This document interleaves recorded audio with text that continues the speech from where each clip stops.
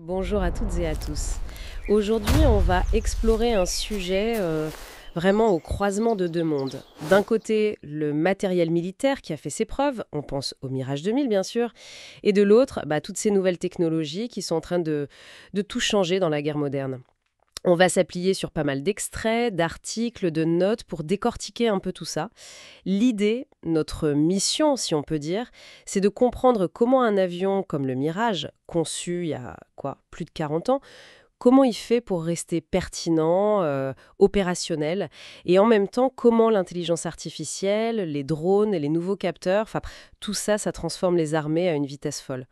Alors, on y va? Oui, c'est essentiel de comprendre cette tension, en fait, entre moderniser ce qui existe déjà, souvent pour de bonnes raisons, économiques ou stratégiques, et puis intégrer des innovations qui, elles, sont parfois complètement radicales, qui ouvrent de nouvelles portes. C'est vraiment là qu'on touche aux enjeux actuels de la défense. C'est pas juste une liste de matériel, quoi. C'est comment on s'adapte, comment on garde une longueur d'avance. D'accord. Alors, commençons par lui, le Mirage 2000. Une icône, on peut le dire, Dassault Aviation. Premier vol, 1978. Mise en service en 84. Production arrêtée en 2007, mais bon, même avec le Rafale qui est arrivé après, le Mirage 2000, il est loin d'être à la retraite partout. Il compte encore. Sa grande force dès le départ, c'était quoi? Sa polyvalence. Il a été pensé pour plein de missions différentes.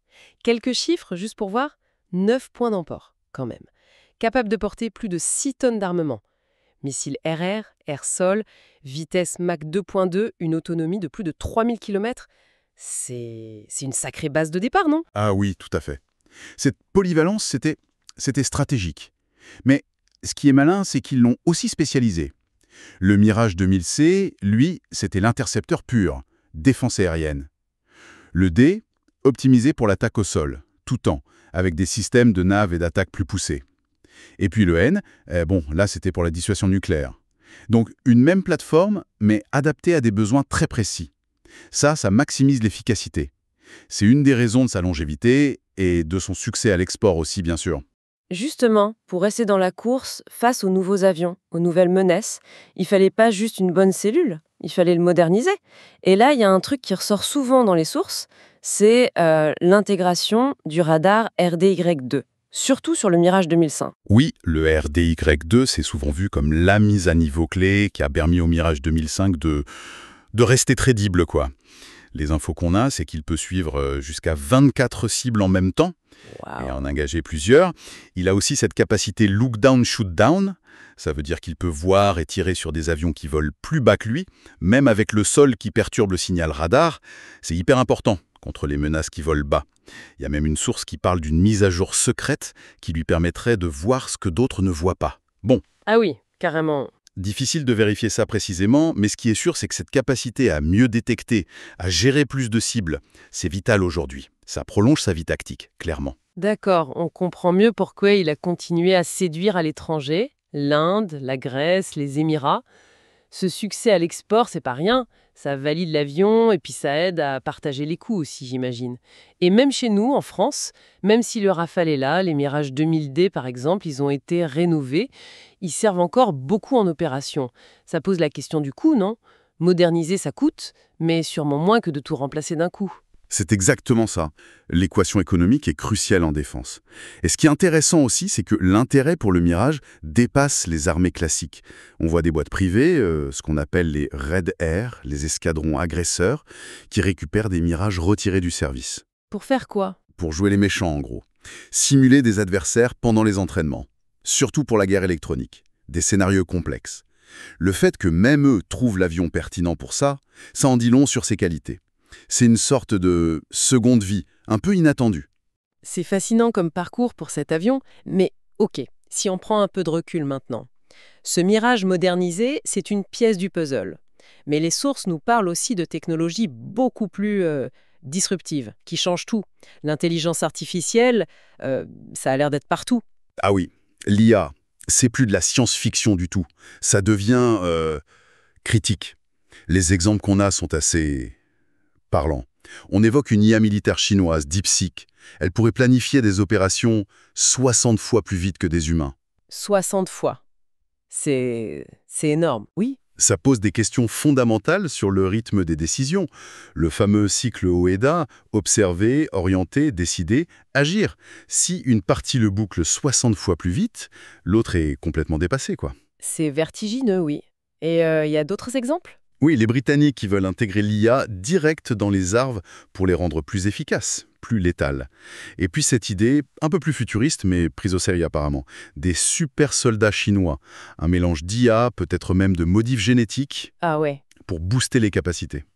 Ça montre bien que l'IA est vue comme un levier majeur pour la stratégie, le combat et même le soldat lui-même. Hmm. Et toute cette IA, elle a besoin de données, j'imagine? Énormément de données. C'est là que le cloud intervient. Exactement. Ces développements IA, ça tourne pas sans une infrastructure derrière. Et le cloud, c'est ça. Oui. Les sources le citent comme essentiel. Elles parlent des types de cloud, public, privé, hybride, des critères de choix, hein, la sécurité bien sûr, le coût, la compatibilité. Mais c'est vrai, comme on le notait avant, les extraits qu'on a ne détaillent pas forcément comment le cloud est utilisé concrètement dans un système d'armes ou de commandement. Mais on devine que c'est la base, quoi, le système nerveux numérique pour faire circuler toute l'info des capteurs, des drones, pour entraîner les IA.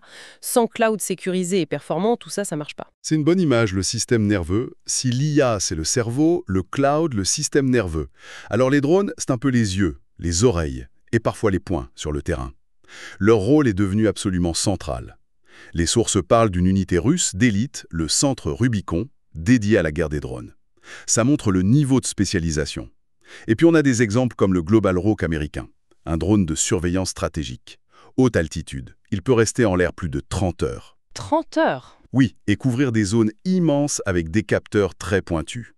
Ça ne fait pas qu'améliorer le renseignement, ça change la surveillance elle-même. Avoir une vue quasi permanente sur une zone, c'était impensable avant. Et la robotique, ça suit un peu le même chemin? Avec des trucs parfois surprenants. J'ai lu un truc sur des cafards cyborgs. Oui, alors ça c'est le côté un peu exotique de la recherche. Mais ça montre qu'on explore tout. Mais plus concrètement, il y a les robots humanoïdes aussi. On parle d'un robot sud-coréen qui a 40 newtons de force au bout du doigt. C'est beaucoup. 40 newtons, c'est pas énorme en soi. Mais la précision, c'est ça qui compte. La capacité à appliquer cette force très finement. Ça ouvre la porte à quoi? Désamorcer une bombe, manipuler du matériel sensible, peut-être même des gestes médicaux. C'est cette dextérité qui intéresse les militaires. Ok. Et à côté de ça, il y a les recherches plus étranges, comme ces cafards cyborgs espions. Voilà. L'idée de contrôler un insecte pour en faire un microcapteur mobile. Ça semble fou, mais ça illustre cette quête d'informations discrète. Ça brouille les pistes entre le bio et la techno. Bon, on a donc un foisonnement de nouvelles technologies. Comment ça s'articule avec les armes plus classiques ou justement avec notre Mirage 2000 modernisé? C'est une interaction permanente. D'un côté, comme on l'a vu, avec le radar RDI2, on intègre ces nouvelles capacités de traitement de signal, détection dans des plateformes qui existent déjà. Pour les faire durer, les améliorer, c'est la modernisation. Et de l'autre côté, on voit paraître des systèmes d'armes complètement nouveaux, basés sur ces technologies. L'exemple du laser israélien, l'Iron Beam, est frappant. Les sources disent qu'il est prêt à être utilisé en opération après des tests concluants. Ce genre d'arme à énergie dirigée, ça promet un coup par tir très faible par rapport à un missile et une réaction quasi immédiate. Donc ça pourrait changer la défense antiaérienne, anti-drone. Potentiellement, oui. C'est une rupture possible dans ce domaine. Et pour se déplacer, se positionner, il y a aussi une révolution en vue avec le GPS quantique. Oui, ça aussi, c'est un domaine de recherche très très chaud. L'idée, c'est d'avoir des systèmes de navigation inertielle hyper précis, basés sur la physique quantique, et qui n'auraient plus besoin des signaux satellites. L'avantage? On peut pas les brouiller, j'imagine. Exactement. Le GPS actuel, il est vulnérable au brouillage, au leurrage. Avoir une capacité de nav autonome précise, résistante, ce serait énorme. Pour les sous-marins, les missiles, les opérations en zone déniée. Et les sources soulignent que la compétition est féroce là-dessus, surtout entre Washington et Pékin. D'accord. Alors, si on essaye de faire une synthèse de tout ça, quelle est l'image générale qui se dessine? Ça veut dire quoi pour l'avenir, tout ça? L'image, c'est celle d'une transformation profonde, et sur plusieurs fronts en même temps. C'est pas une révolution, c'est une convergence. D'un côté, on voit bien que des plateformes bien nées, comme le Mirage 2000, peuvent rester très pertinentes si on les modernise intelligemment, avec de nouveaux radars, une nouvelle avionique, l'importance de la conception initiale, quoi. Oui, la capacité à évoluer.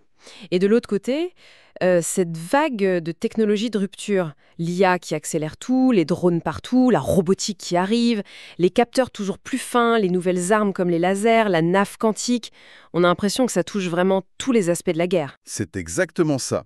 Et ça veut dire que la puissance militaire, demain, ça se mesurera pas juste en nombre de chars ou d'avions neufs, ça dépendra de plus en plus de la capacité à intégrer tout ça de manière cohérente, à maîtriser l'info, à adapter les façons de faire, à former les gens.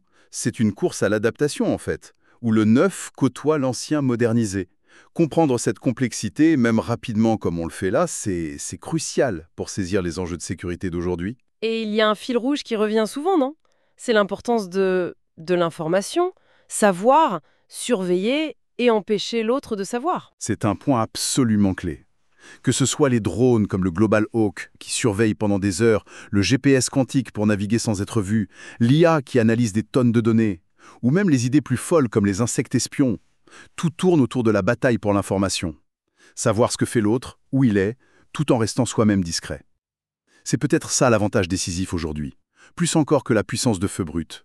C'est la guerre de l'info en plein. Bon, pour résumer les points essentiels de notre discussion, en se basant sur les sources russes, d'abord, la confirmation que, moderniser intelligemment, comme avec le radar RDY-2000 du Mirage 2000, ça marche. Ça permet à du matériel éprouvé de rester utile. Ensuite, l'impact énorme des nouvelles technos. L'IA qui change la planification, voire la conduite des opérations, les drones qui redessinent le champ de bataille, la robotique qui pointe son nez, et toutes les avancées dans les capteurs, les armes, la navigation, ça crée de nouvelles dynamiques. Tout à fait. Et pour laisser peut-être une dernière question en suspens, une question qui découle un peu de tout ça. On a parlé de l'IA DeepSeek qui planifie 60 fois plus vite, on a parlé des drones, des robots qui deviennent plus autonomes. Ça nous amène forcément à la question de l'équilibre futur entre le contrôle humain et l'autonomie qu'on délègue aux machines sur le champ de bataille. Jusqu'où on va aller dans l'automatisation de la décision, y compris la décision de tuer? Quelle place pour le jugement humain face à la vitesse de l'algorithme? C'est sans doute une des questions stratégiques, et éthiques aussi, les plus fondamentales pour les années qui viennent.